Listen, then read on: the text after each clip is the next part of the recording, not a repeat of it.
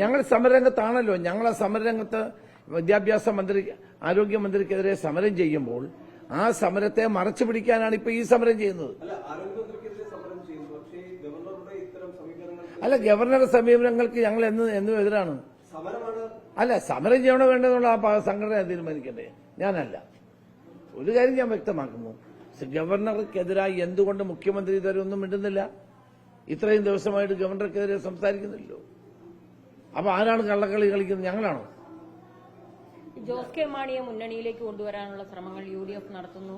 Jose K Mani Rahul ഗാന്ധിയുമായി ചർച്ച നടത്തി കഴിഞ്ഞു എന്നെല്ലാം റിപ്പോർട്ടുകൾ വരുന്നുണ്ട്. ഇപ്പൊ മുഖ്യമന്ത്രിക്ക് ജോസ് കെ മാണി കത്തയച്ച ഒരു സാഹചര്യം കൂടിയുണ്ട്. കേരള കോൺഗ്രസ് ഇടതു മുന്നണിയുടെ ഭാഗമായി നിൽക്കുകയാണ്.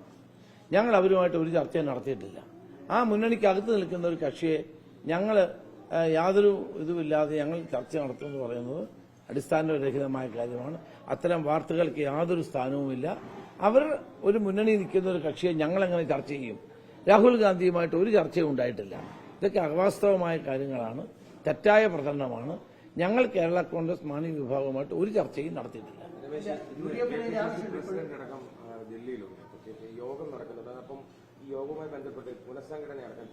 KPC പ്രസിഡന്റ് ഇപ്പോൾ വരില്ല, നിങ്ങൾ അദ്ദേഹത്തോട് ചോദിക്കാതെ.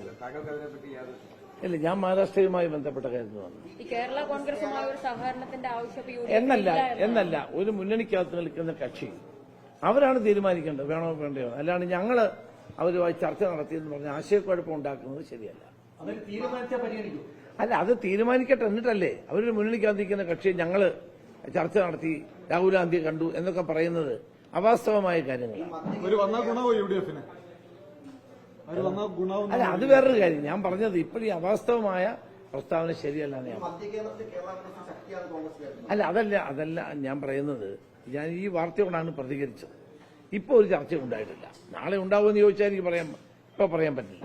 ഈ ചാരപ്രവർത്തക അറസ്റ്റിലായ ജ്യോതി മൽഹോത്രയെ ചൊല്ലി BJP CPM തമ്മിൽ പോര് നടക്കുന്നു.